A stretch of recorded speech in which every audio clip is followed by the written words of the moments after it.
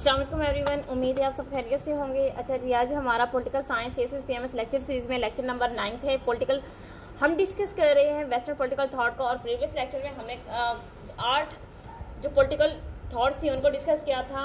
आज बारी है जॉन स्टुअर्ट मिल की। तो सबसे पहले डिस्कस करते हैं जॉन स्टुअर्ट मिल को। तो जॉन स्टुअर्ट मिल जो हैं वो बेसिकली एक लिबरल फिलोसफर थे और एक इंटेलेक्चुअल पर्सन थे। ये इनका ताल्लुक है 19वीं सेंचुरी से, 19वीं सेंचुरी से बिलोंग करते हैं।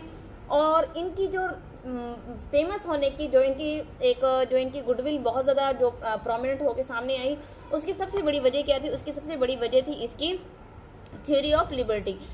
जॉन स्टुअर्ट मिल क्या कहते हैं? ये बात करते हैं लिबर्टी की, फ्रीडम के। फ्रीडम तो फ्रीडम होती है, बट इन्होंने जिस लिबर्टी की इन्होंने बात की थी इंडिविजुअल लिबर्टी की। तो इसकी वजह से इनको बहुत ज़्यादा क्रिटिसाइज भी किया गया था। ये बात करते हैं इंडिविजुअल लिबर्टी की। कहते हैं कि जो इंडिविजुअल लिबर्टी है वो, क्योंकि लिबर्टी जो है वो किसी भी इंसान की बेसिक नीड होती है, और इंसान जो बाय बर्थ है, बाय नेचर, वो खुद को इंडिपेंडेंट चाहता है, वो फ्रीडम चाहता है, वो लिबर्टी चाहता है। तो जॉन स्टुअर्ट मिल कहते हैं the only purpose for which power can be rightfully exercise over any member of a civilised community against his will is to prevent harm to other. His own good either physical or moral is not sufficient warrant. ठीक है, ये Stuart Mill के अपने words हैं। फिर वो कहता है कि ये कहते हैं कि जो लिबर्टी है ना, बस इन्होंने थ्रू आउट अपनी लाइफ में सिर्फ एक ही चीज़ पे बात की है, वो है liberty, liberty and just liberty. तो अगर हम बात करें इनकी एकेडमिक बैकग्राउंड की, तो ये जो जेरेमी बेंथम थे, इनके ये स्टूडेंट रह चुके हैं, और फिर ये ईस्ट इंडिया कंपनी के क्लर्क भी रहे हैं।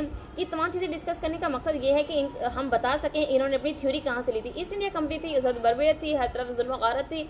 तो क्या हुआ था, इन्होंने वहाँ से इन्फ्लुएंस लिया, क्योंकि वहाँ पे ये ईस्ट इंडिया कंपनी के क्लर्क थे और ये देख रहे थे कि वहाँ पे किस कदर इंडिविजुअल्स की एक्सप्लॉयटेशन होती है, इंडिविजुअल्स को उनके राइट्स नहीं मिलते, उनके हर चीज़ किस्म के राइट्स को अपने अंदर ये डिज़ोल्व कर लिया करते थे।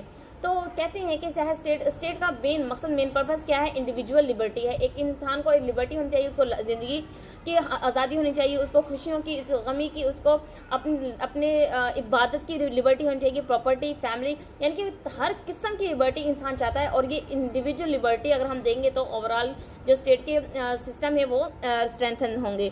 तो ये वो चीज़ें हैं। जेरेमी बेंथम की तो स्टूडेंट रह चुके हैं, फिर ईस्ट इंडिया कंपनी में वो एज अ क्लर्क वर्क किया था। तो इन्होंने ये आई विटनेस थी वहाँ के उन वक्त के हालात के, कि इन्होंने ये वो तमाम चीज़ें थी जिनसे इन्फ्लुएंस लेके अपनी थ्योरी ऑफ लिबर्टी दी है।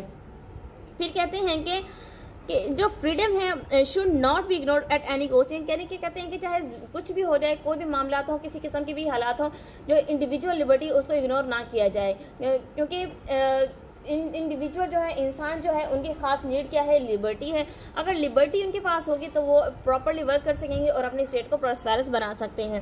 फिर जॉन स्टुअर्ट मिल कहते हैं marriage is the only form of slavery permit by law. कहते हैं कि दुनिया में कोई भी चीज़ ऐसी नहीं है जो इंसान को अपना गुलाम बना सके, यानी कि बात वो फिर वही लिबर्टी की करते हैं, फ्रीडम की करते हैं। दुनिया की कोई ऐसी ताकत या फिर कोई ऐसा कानून नहीं है जो इंसान को गुलाम बनाए, बट शादी जो है एक वाहिद तरीका है जो इंसान खुशी से करता है और खुशी से गुलामी की ज़िंदगी गुजारने की तरफ खुद को ले जाता है। तो कहते हैं कि marriage is the only form of slavery permit by law, यानी कि इसको लॉ भी अलाउ करता है और इंसान खुशी से उस गुलामी को झेलता भी है।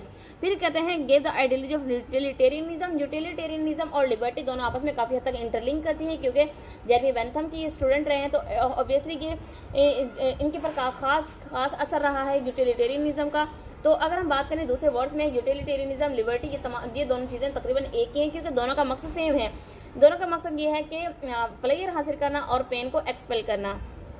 तो अगर हम बात करें यूटिलिटेरियनिज्म की, तो यूटिलिटेरियनिज्म में क्या करते हैं कि अब वो इंसानियत की खिदमत के लिए अपने सारे बॉडी पार्ट्स को ही डोनेट कर देता है, जो फिलोसफर है। फिर कहते हैं कि unquestionably it is possible to do without happiness, it is also done involuntarily by